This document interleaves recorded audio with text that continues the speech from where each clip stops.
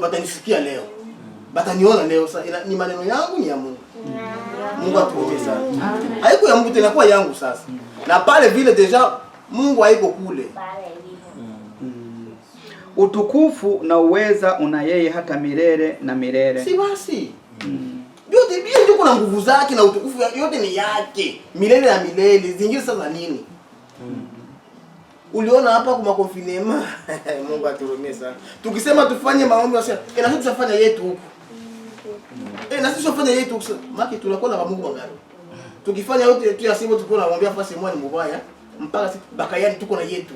Tunaomba siku mitandao. Twende Tampere tuko na yetu. Twende huko tuko na yetu.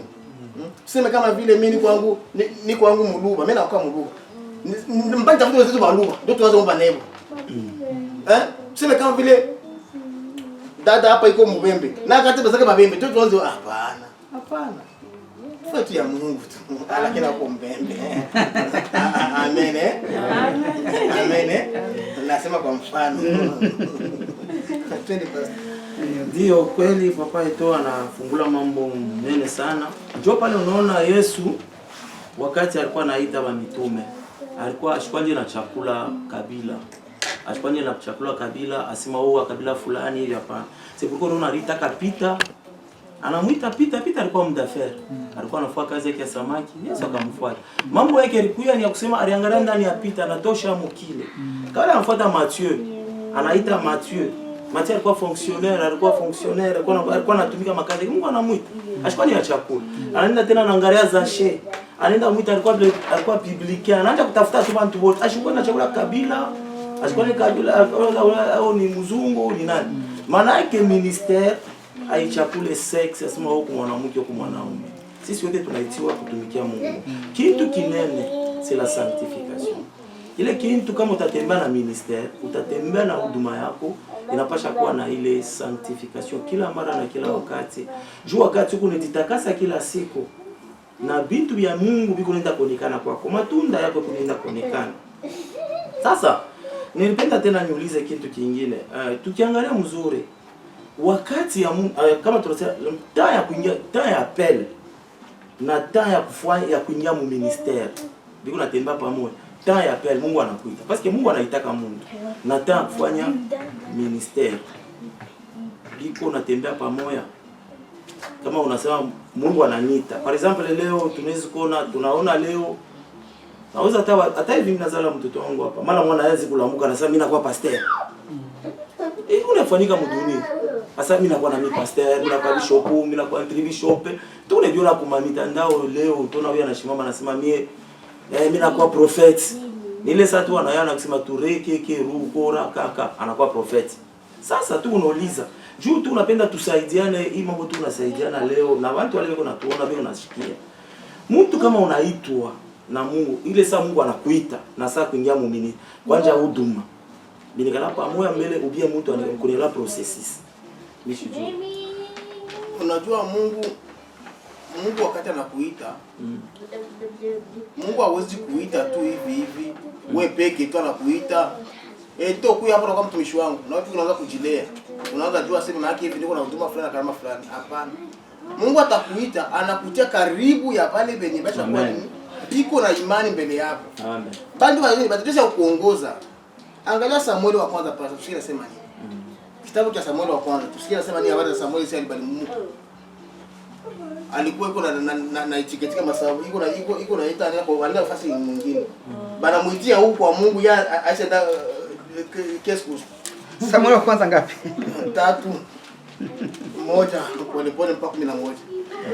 Basi mtoto Samueli akamtumikia Bwana mbele ya Eli, na neno la Bwana lilikuwa adimu siku zile.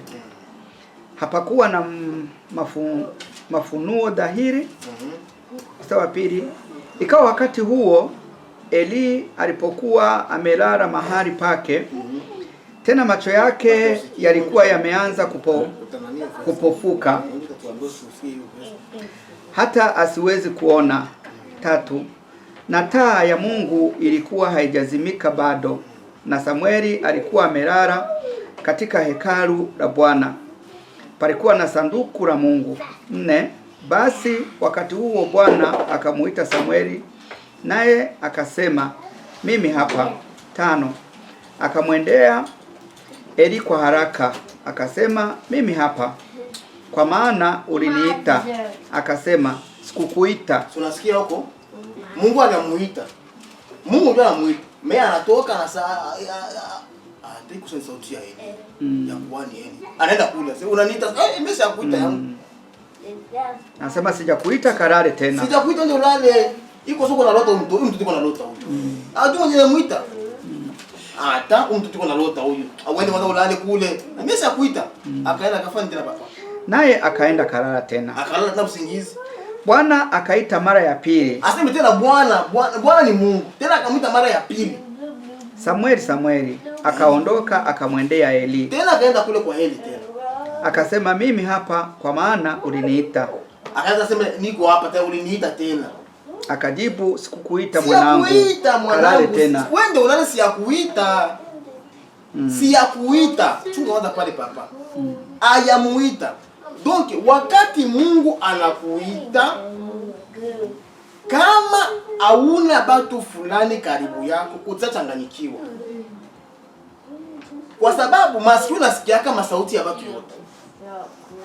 Inasikia sauti yote. Utasikia kuko sauti paske Mungu ni roho. Shetani anakuwa mroho na hivyo vile. Sasa inafaa kudifference nani ndio alikuita. Je, ni Mungu ama ni wanadamu? Sasa na utajua ile wakati uko karibu na batumishi ya Mungu ndio utajua kama nani mwenye anakuita. Inashuka inasema ni pale papa. Mstari wa 7. Basi Samueli alikuwa hamjui Bwana bado. Alikuwa bado yamjua Bwana. Mimi Mungu acha mtembea bado yamjuaka. Na neno la Bwana lilikuwa bado halijafunuliwa kwake. Na bado Mungu alikuwa anaanza kujifunua kwake kama vile pasavyo. Ndio alikuwa yeye anamtafuta, mimi anaanza kujifunua kwake. Bwana akamuita Samueli mara ya 3. Akamuita mara ya 3. Naye akaondoka akamwendea Eli, akasema, mimi hapa, niko hapa, kwa maana uliniita. Kwa maana uliniita. Ndipo Eli akatambua ya kuwa Bwana ndiye aliyemuita yule mtoto. Ndio sasa kuona akasema, huyu mtoto kumbe mlikuwa namuita ni nani? Ni Mungu. Ni Mungu ndio anamuita. Sasa wakati alijua kama ni Mungu, sasa ndio alikamata disposition pale ya kuanza kumuongoza. Utaweza itiwa, kama hauna wa kukulea, utapotea. Utapotea kabisa, karama yako itapotea na kazi ambayo utapotea kwa sababu hakuna mwana kulea. Tusije tia pomba. Mimi Mungu anitaka. Mimi wanaongea na Mungu, yeye anajua Mungu. Lakini mimi Mungu ashasema na mimi, alitaka yepeke mlisiko yangu. Lakini sasa mtu yuko na roho Mungu atambia sasa, mtoto pole pole. Mungu anataka pole pole. Hivyo Mungu anakuita ni vizuri, anakisema ukale hapa. Kama Mungu anakuita inafasa hii maneno yangu tutakuongoza. Donc mchungaji wa Mungu, kama Mungu anakuita, ni lazima ukue karibu na watumishi wa Mungu. Ndio watakulea, ndio watakuongoza katika imani yako, na ndio itakuwa strong. Na ndio mengine sasa makarama na zingine mahuduma zitakuwa zinakuya. Kwa sababu pale uko karibu na wazee, biko wanakuangalia. Hata mtoto anafanya kuna karama ya uinjilisti. Baki kutia pale utakuwa tu analipuka mzuri kabisa. Akisema aanze kufanya injili pale anahubiri vizuri. Kwa sababu kuna watu ambao pale ni wako wanamlea. Pasipo kulelewa, pasipo Mungu kulea, pasipo Mungu banasema chuma unoa chuma. Mtu hawezi kujitoa wewe. Chuma hawezi kujitoa wewe pekee. Mpaka ingie kwingine chuma ndio unajinoa. Maana kama Mungu anakuita ni lazima usiku karibu watumishi wa Mungu ndio watakuongoza. Kwa sababu kama Mungu ananiita na niko na entourage ya balevi, kweli nitaendelea kweli? Sitaendelea. Nitakuta Mungu aliniita lakini sitajua ndio sasa ni kusema ndoto tu hii akawa sina kila siku. Na hivi tulishiba sana maroka ni mandoto tu hiyo unakuta vinafanya hivi vinaisha mule. Sasa kulingana na pointi ya papa. Sasa hao watu tutawajua kwa sababu kama alivyosema mtu anaweza kaamuka tu leo ananena kwa lugha, anasema nini.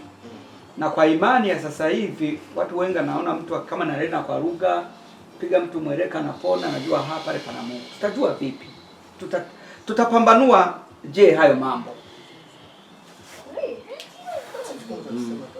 Ndio, wakati Mungu tulurie kiloko mambo ya wito. Unajua wakati Mungu mule Samuel tunatokea kusoma. Wakati Mungu anaanza kuita mtu. Ile wito inakuya iko pacific. Wewe ushakuikala me Mungu anakuita bila wewe kujua. Kesho yako unasema utayua aje. Wakati Mungu anakuita leo. Ubia anaita wewe. Anaita hivi. Unaweza kujua nani ananiita. Unashikia anaona yeye kwa analamuka anaenda kwa Eli. Eli na yeye ashikujua. Ana mimi nakuita $1. Kipande tena wanaita, anarudia tena. Ila saa ni Mungu anamuita. Shangarata ka Gedeon. Donc kuma wito moya wakati Mungu anakuita napasha sasa uingie mu maombi. Ujue huyo ananiita nani? Parce que yule ashikujue. Alikuwa anakimbilia kuuliza. Hapo ananiita. Hapana mimi kutendeka. Wende kukuma wito wengine njoo kujua ifo jiulize mbele. Ni Mungu ananiita au ni nini yule nifanishikia hivi vitu vya hivi. Unapasha sasa pale unapasha kuingia mu discernement ya nguvu uvumbule ke ni nini kuna nita. Jua wewe ulamuka leo mara mwasi unakuwa mtumishi wa Mungu. Paka hivi tu unaanza utezi kwa tamu watu unakuta pasteur, papa John, pasteur.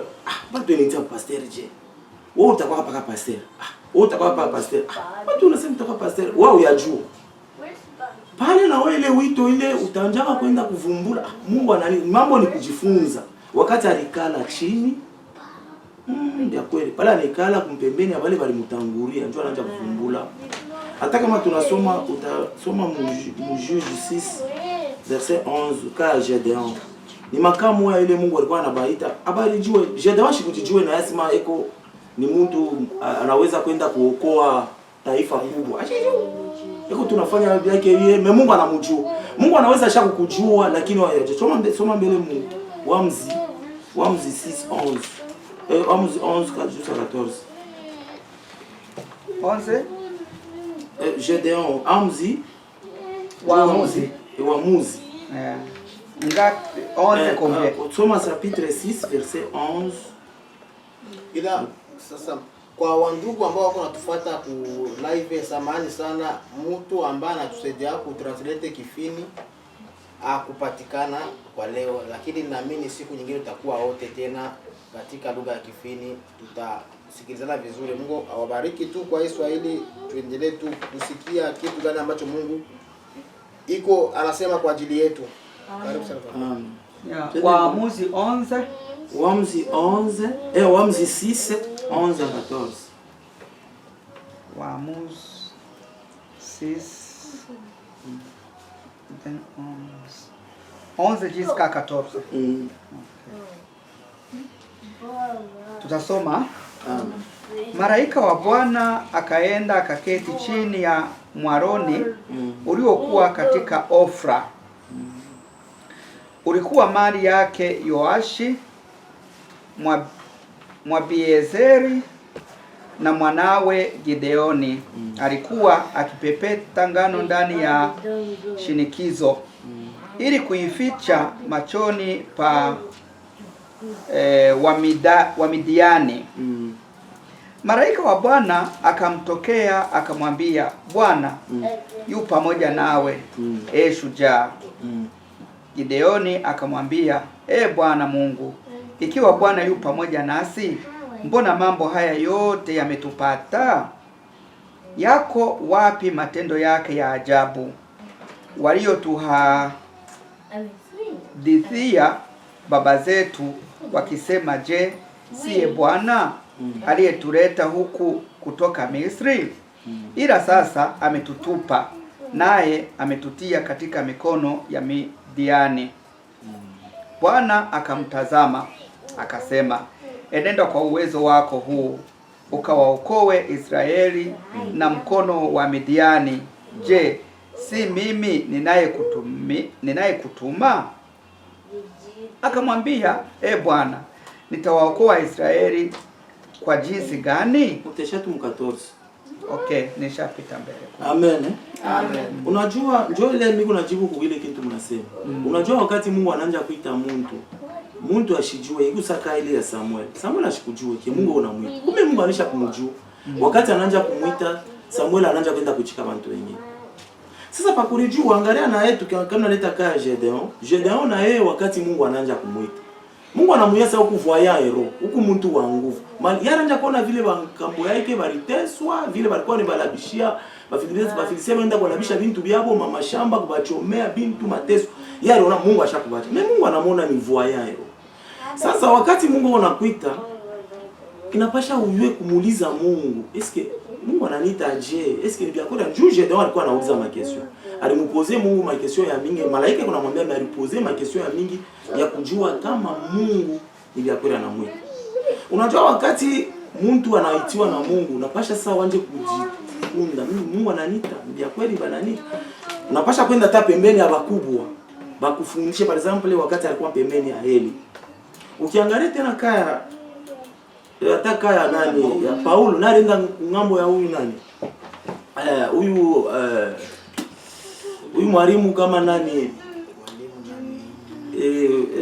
alikuwa pembeni ya huyu jina ikibia kidogo tutamkumbuka. Alikuwa na yeye pembeni bananja kama balikuwa wanamfundisha. Anaanza Gamaliel. Alienda pembeni na Gamaliel na anaanza kumfundisha. C'est-à-dire que kama unavumbula kile kitu fuko pembeni bila kulijua, kama Mungu anesha kujua sasa itakuwa peni itakuwa forcé. Dipande vishuke Mungu atakuforce. De façon que paka utumiki. Jo makaya ba Jonas. Wakati Jonas Mungu anamtuma Jonas mpaka anakatala anindo. Unaweza kwa uko pale kumtumishi depuis zamani paka hivi wanakutemwanyia hapa ni vya kweli. Mapeko na ndani ya kitu. Huyu unakumbuka wakati mmoja na wewe tunaanza kuzungumzaka tutazungumzaka sauti ya Mungu tutakuwa wakati tulipozana na kesi kwa telefoni. Sasa wewe yuko mtumishi. Unajua hata wengine unaweza kuwa ujue. Njoo muhimu akati kunasema. Lakini Mungu kama anajua wewe alikuita au yavumbula kile kitu. Mungu sasa njoo kuweka ile formation ndani mwako kama wewe hautenda hata pembeni ya wale besha kufundishe. Atafanya kai itakuwa sasa force sasa. Mungu atakutuma by force uende mterrain sasa ukajivumbule kwa mtumishi wa Mungu. Njoo ile mwile kadre mimi naweza kujibu kule kwa unasema. Kama kitu unajua inapasha kujiuliza sana. Mimi si mtumishi tu. Kama watu wanasema niko pastor. Watu wanasema niko na huduma fulani. Ni ifo ujue. Ta ingine neno la Mungu hivi kwa wale washatangulia njoo kule watu wanavumbulia. Utumishi mpasha kwa chini ya wale weko chini wakufundishe tena njoo kome mzuri. Njoo upate kwenda. Njoo mle namna mniendishe kwa petu kama naona hizo kuongeza kwa hiyo. Hiyo ni hivyo ni kama vile gisi tulisema habari za nani za Yusufu, za habari za Ayubu. Mungu aliona kwanza ukamilifu wake sana. Wakati Mungu alimuona akasema huyu mtu ananipenda. Huyu mtu anaogopa dhambi na makosa.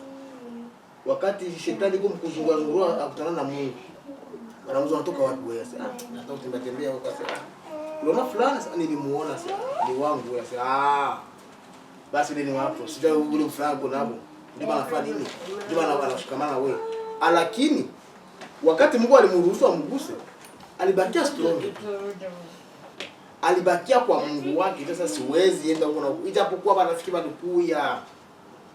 Basofari wakasema hapana achana na huyu Mungu. Bibi yake alibakia tu anasimama na Mungu wake.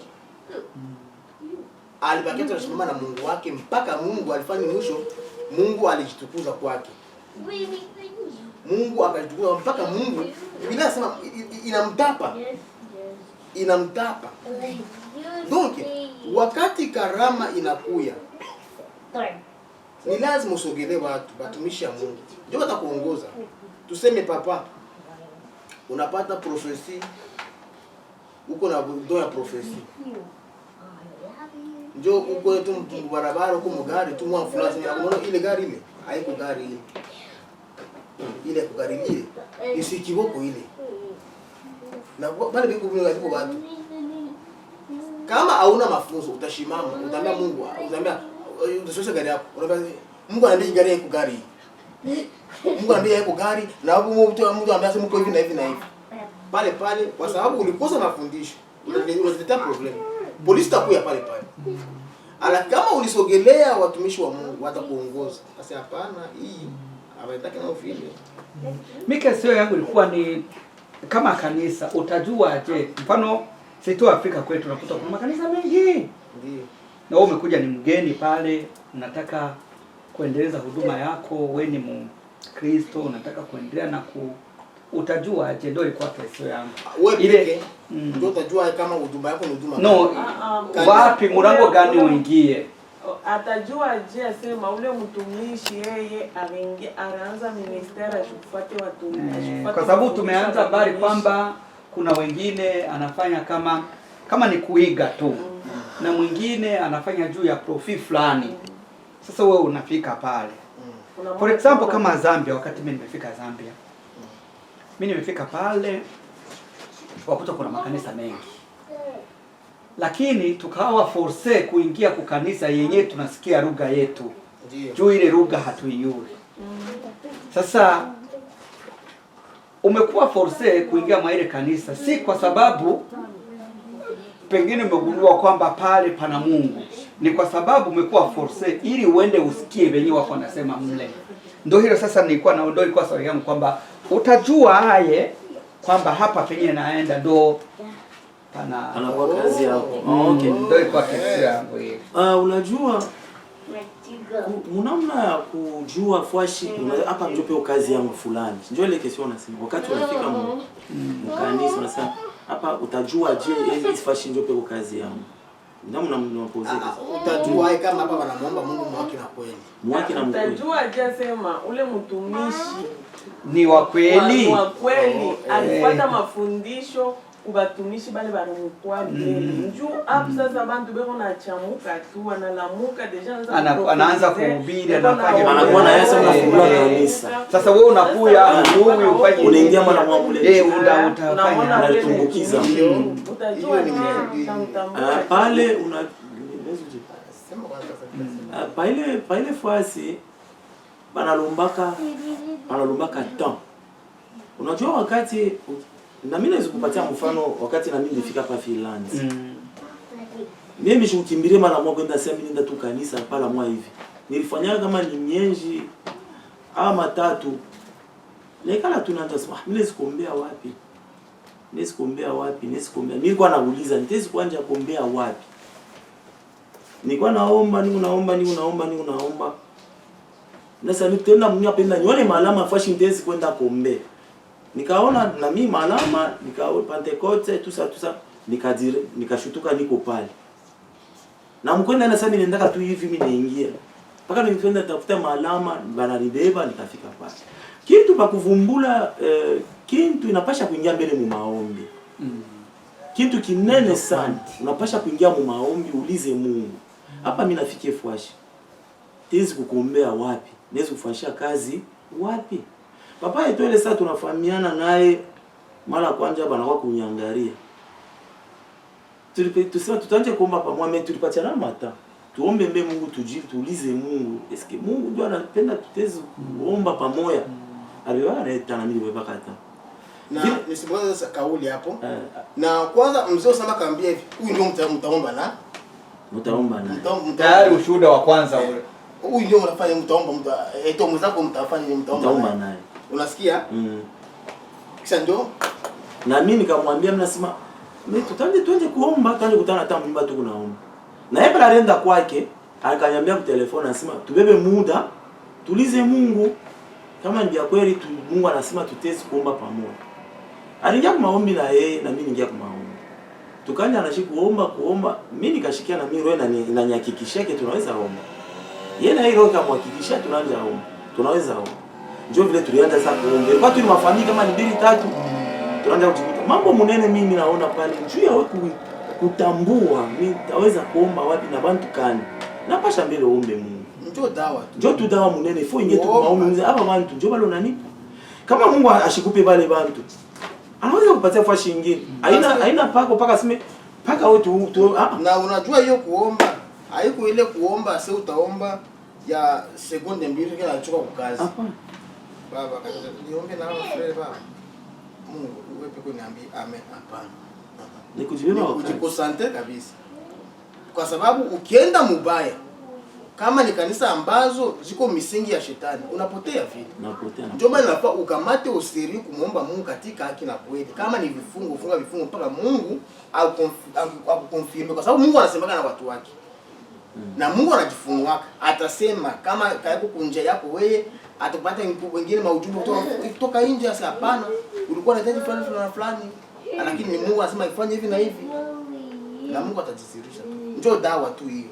Ile ndio dawa kabisa. Kwa sababu ukisema tu uangalie tu hivi dunia leo, ukifaa tu hivi watu wanaenda, tutapotea si wote. Unajua nimeuliza hiyo swali kwa sababu gani? Wakati huo Zambi, sitaki kusema kanisa, tumeingia mle. Tumekutana ni watu wa kutoka mafasi ya kuachana, Kongo, Burundi, Tanzania, Rwanda, wapi, tukakusanyika mule.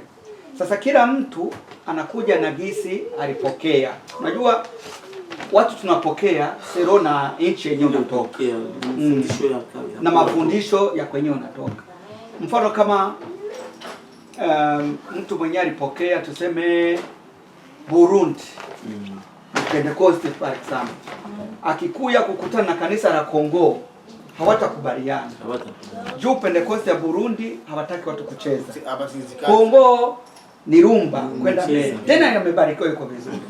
Sasa kanisa limeenda mu miaka fulani, kukatokea huo mgongano. Wapasteri wakasema hivi hakuna kucheza. Kama ni kuimba korale zote ni kusimama hivi. Sasa ikaleta mgawanyiko kulingana na hilo neno la kucheza. Watanzania wamezoea wanacheza na walikuwa wengi.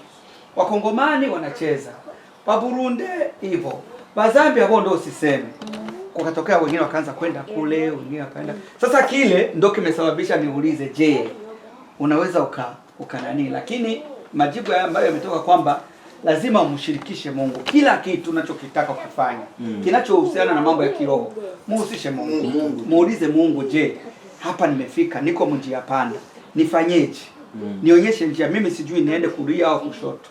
Yeye mwenyewe atakuonyesha pa kupita. Hiyo ndio jibu ambayo naona kwamba unajua papa, hiyo ndio jibu. Na unajua hii maisha ambayo tulikuya huku, Mungu akufanya mbaya kutuleta huku. Mungu alifahamu mzuri kutuleta huku. Na Mungu alijua ni kwa nini alituleta huku. Hakutuleta tu kwa sababu tuikale tu. Tukosikuwa hata wakati tu hata moja, hata siku moja kumwabudu Mungu, kumshukuru Mungu.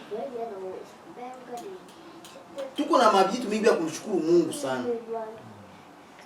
Kwanza tu uwai ambao tuko nao, ni jambo la kumshukuru Mungu sana. Mimi siku niliyozaliwa, dunia nzima izaliwaka watu hiyo siku moja na saa moja. Na hiyo watu wengine wanaishi mpaka leo. Mimi ningekuwa naishi. Na mwingine ni hivyo hivyo. Ndio unakuwa ninafanya ni ni lazima tu nimshukuru Mungu. Ni lazima tu nimwabudu. Kwa sababu ni yeye ambaye tuko Kristo tulivyo leo kwa sababu ya neema ya Mungu tu. Na kuko kazi ambazo Mungu alitenda ni mwetu, ambazo Mungu anapenda zifanye kazi.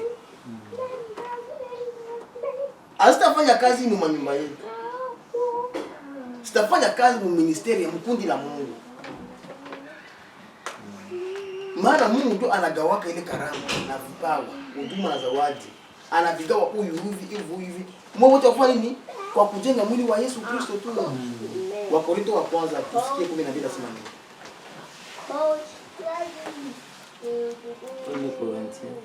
Usome tu Mswahili. okay. Asome Mswahili papa.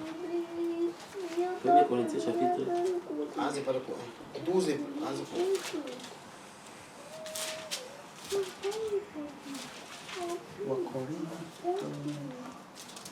Premier Corinthiens.